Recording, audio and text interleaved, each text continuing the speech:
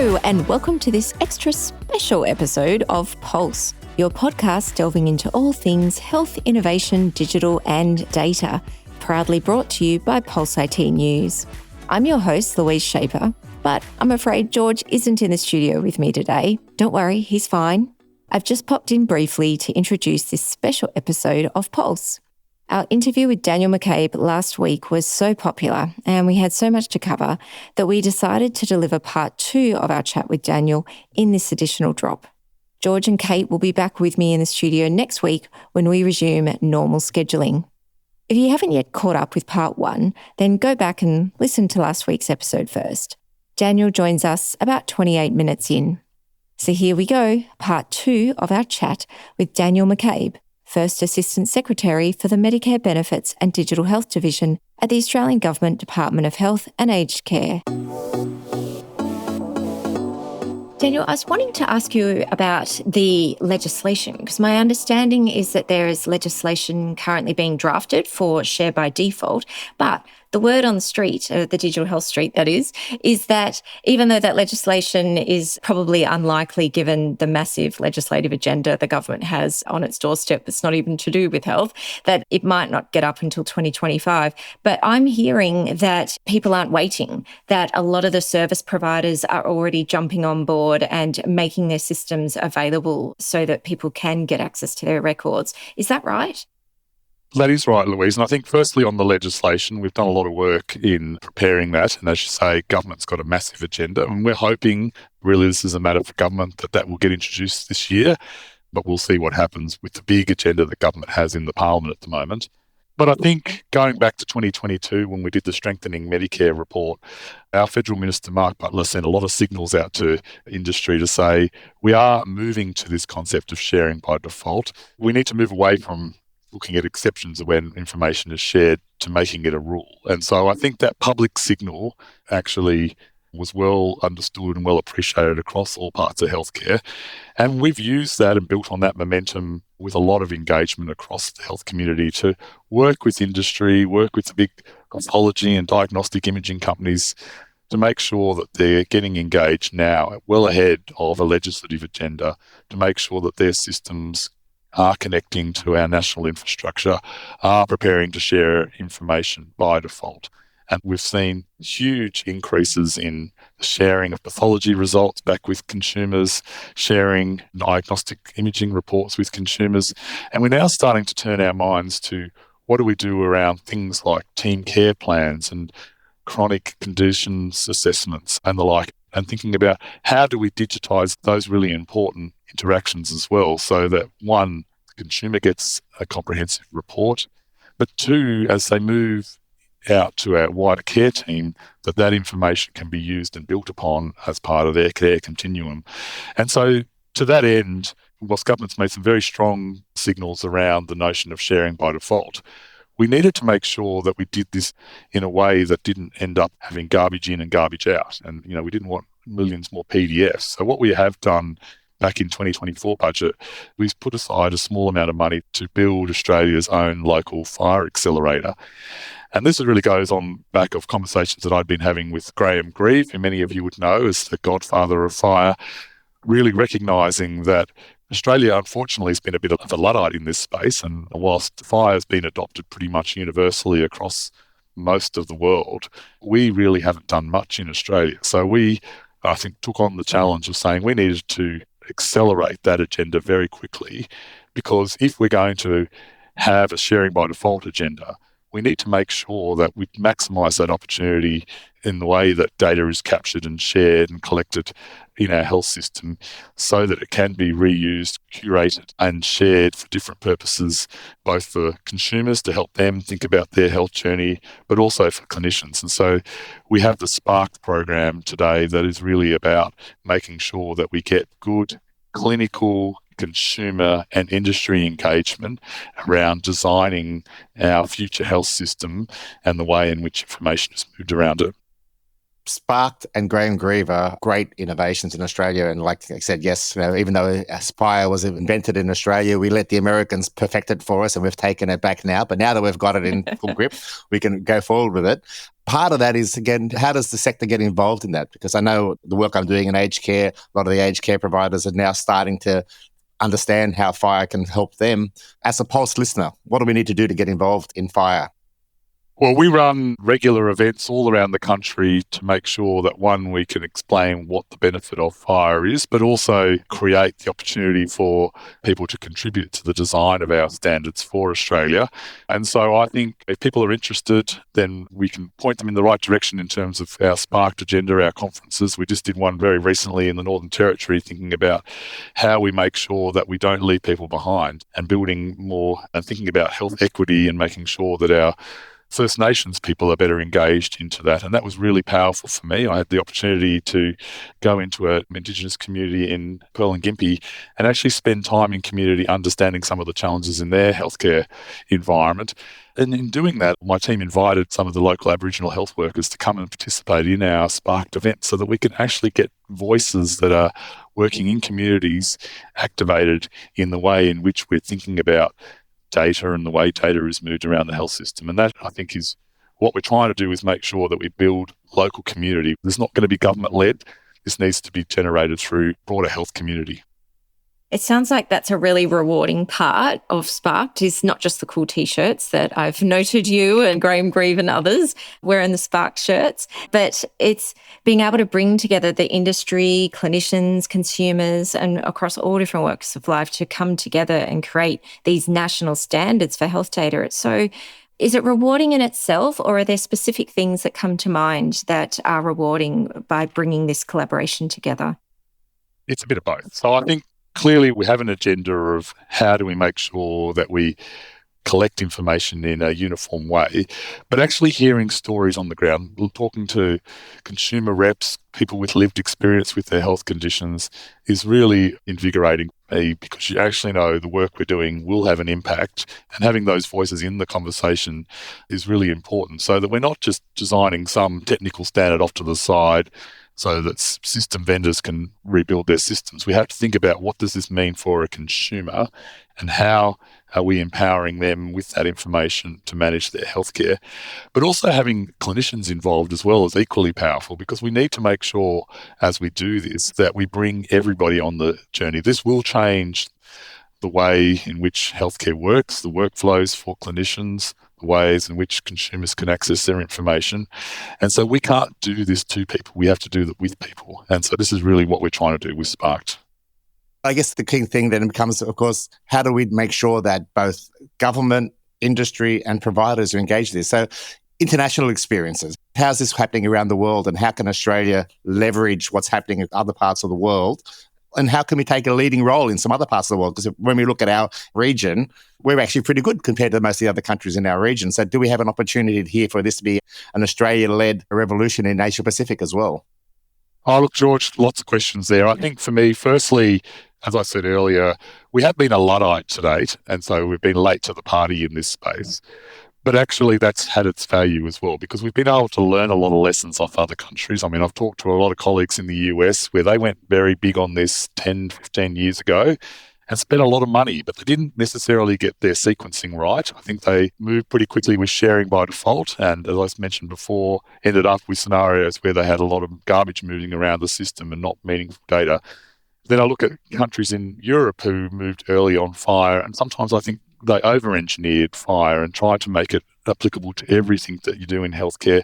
And that introduced huge complexity that's becoming unworkable in that space. And so we've been fortunate, because we've been late, that we can learn some of those lessons, making sure we get the sequencing right, making sure that we think very carefully about where we use some of this work to the most effect, without necessarily over-engineering it or necessarily mandating it for every interaction in the system. And then I think locally in our context, I've had the fortune of visiting New Zealand a couple of times in recent months, just to make sure that we can keep in contact with our Trans-Tasman partners about how we might work together with this standards development. We have a lot of colleges that are common across the ditch that we work with, and think about how we might reuse some of our collective efforts to come together in our region and thinking about what we might be able to do with some of this work to support our Pacific neighbours as well. And I think really for us, if we can develop collateral and it can be used by other countries, then that's something we'd be very happy to do, but also learn from others as well in our region. So I think we're very well positioned with some of the capabilities we have in Australia today to share some of our ideas, to make some of our learnings available, but at the same time also learn from our neighbours as well around how we make sure that we provide equity in all of the work we're doing. I think in New Zealand they do a lot of really important work with Maori, and I think we could learn a lot in the way in which we support our First Nations people in their healthcare as well. Fantastic. So looking ahead, Daniel, the government and indeed our entire sector, we've got a lot of ambitious plans. They're not all happening today, but there's a lot of people working on it today to change the future tomorrow. What's the biggest obstacle you're facing and what do you think's needed to overcome it? As I might have mentioned previously, we've got a lot of goodwill in the system. I think it's the first time, and I've been working in health for almost 10 years, and probably more specifically in this digital space in the last 5 years.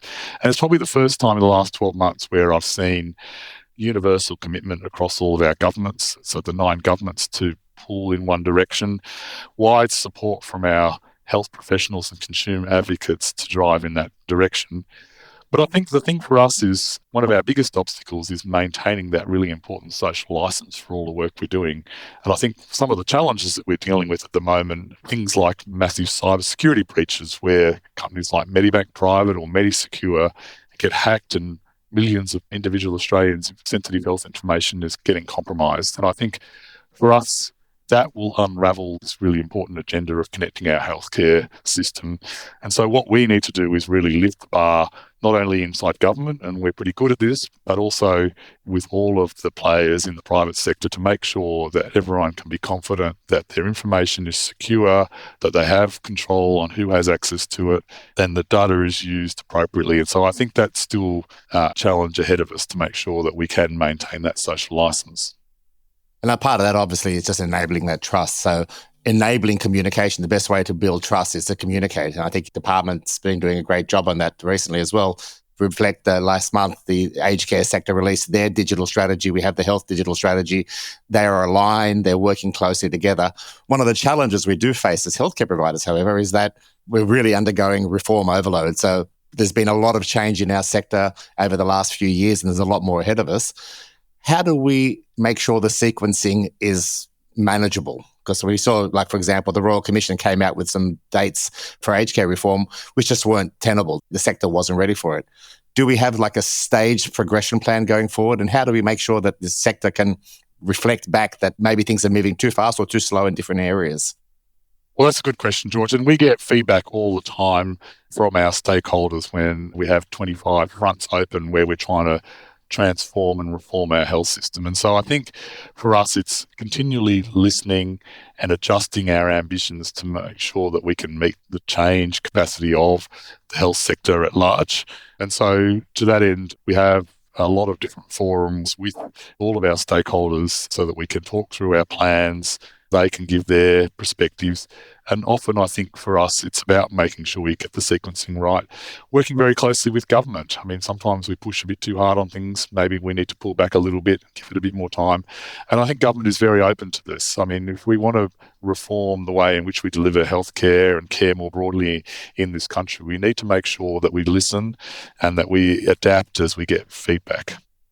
That's a really interesting approach, Daniel, and it's obviously working really well for you. Is that a similar approach you take to working with industry? Because, there is a line between the role of government in supporting industry, but still leaving space for industry to do what they do best and lead and innovate. We work very closely with industry and meet with them very regularly to make sure that we're bringing them along with this agenda. And part of the reasons why we did the Spark work is we wanted to create a community that involved industry in terms of co-developing our future direction. And I've said in many forums that at some point we will need to regulate some of these things. So we might make it a requirement to use these standards. We will probably need to think about how we improve cyber security controls. Who can have access to data, monetizing health data, all of those things I think will need to be worked through. But I'm not rushing into those things. I think we want to make sure that we create the community with industry to get the settings right, make sure everyone has a voice in terms of the way in which we transform our system. And then, and only then, think about what are the guardrails that they all need to work within. And I think I've been quite surprised that industry have now said, yes, we accept that you're going to need to regulate because this is the only way that we can all uplift together.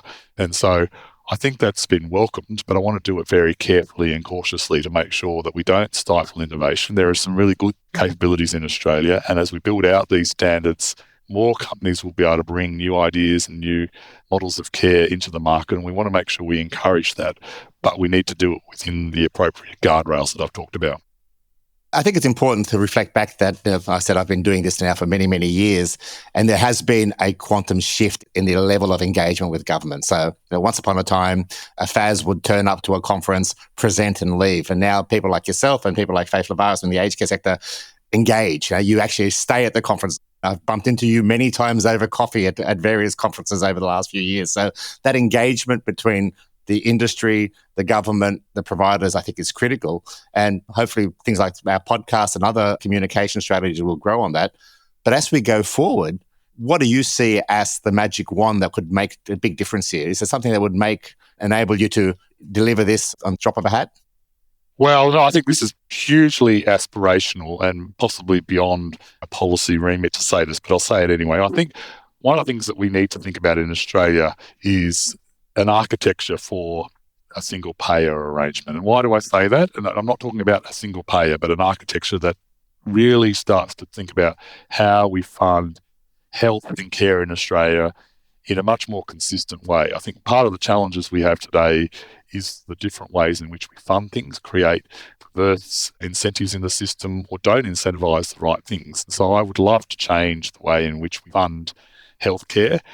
And as part of that, require information and data to be shared for every encounter as well. Man, we're just getting into like a key topic I love, changing business models of healthcare. I think we'll have to get you on another show, Daniel, and maybe with some other people too, and sort of talk through that. But look, thank you so much for joining us in the Pulse Pod studio today and talking our listeners through the massively ambitious agenda that you have ahead of you. And I know you're not doing it alone, and it's very much a team sport, as you keep saying, but your level of engagement personally and the level of engagement that your department has with the sector, with consumers, with clinicians, with your counterparts in state and federal government is just really a great thing to see and will advance the agenda. So thank you so much. Thank you, Louise. Thank you, George. It's been my pleasure to join you today, and well done on getting this podcast up and running. I'm really enjoying it. Thank you very much, Daniel. It's been a great session. Thank you. Well, that's a wrap. Thank you, Daniel. Thank you, George. Listeners, if you like this idea of special episodes for those longer conversations with some of our guests on Pulse, then drop me an email. I'd love to know your thoughts. I'd also like to thank those Pulse Poddies who have taken the time to email us with feedback on how you're finding the show and with your suggestions for guests and topics. Thank you for listening to Pulse, brought to you by Pulse IT News. Pulse is produced by Ivan Jurek of Octopod Productions. Thanks again to Daniel McCabe for making time to visit with us in the Pulse Pod studio. Subscribe, follow and rate Pulse wherever you get your podcast. And seriously, if you could just give us 30 seconds of your time for a rating and review, it helps enormously with algorithms. Thank you. You can subscribe to Pulse IT at www.pulseit.news, and do please send your feedback and questions to pulsepod@pulseit.news. See you next time, where I'll be back with George, Kate, and our guest of the week.